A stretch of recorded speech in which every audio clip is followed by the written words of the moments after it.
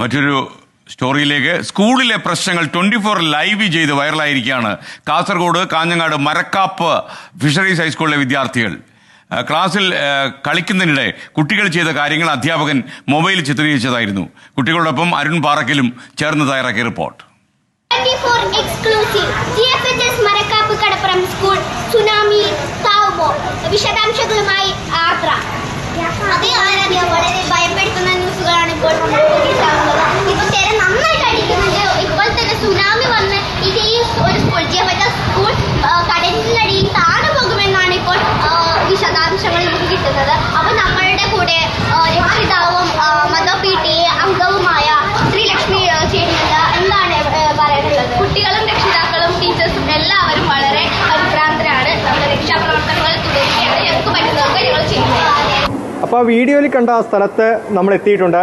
Government fisheries high school Marakkap. ആ മരക്കാപ്പിലെ വിദ്യാർത്ഥികളാണ് 24-ൻ്റെ ലൈവിനോടനുബന്ധിച്ചുള്ള അത്തരത്തിൽ വീഡിയോ എടുത്തത്. എന്തായാലും ആ കുട്ടികൾ നമുക്കൊപ്പം ചേരുകയാണ്. ആരാധ്യ, ആർദ്ര. ആരാണ് ഈ വീഡിയോ എടുക്കാൻ പറഞ്ഞത്? നമ്മളെ ക്ലാസ് മാഷല്ല, നമ്മളെ പഠിപ്പിക്കുന്ന മാഷ്. എന്താ കാരണം എടുക്കാൻ? നമ്മൾ കളിച്ചുകൊണ്ടിരിക്കുമ്പോൾ മാഷ് അത് പകർത്തി. ജേർണലിസ്റ്റ് ആവാനാണോ ഇഷ്ടം? ആ, കുറച്ചൊക്കെ. 24 കാണാറുണ്ടോ? ആ, കാണാറുണ്ട്. എന്താ ആരെ ഇഷ്ടം? ശ്രീകണ്ഠൻ നായർ സാറിനെയാണ് ഇഷ്ടം. വേറെ ആരാ മദർ പി ടി ഒക്കെ ആയിട്ട് അഭിനയിച്ചിട്ടുണ്ടായിരുന്നല്ലോ? ആരാ മദർ പി ടി ക്യാരക്ടർ തിരഞ്ഞെടുത്ത്?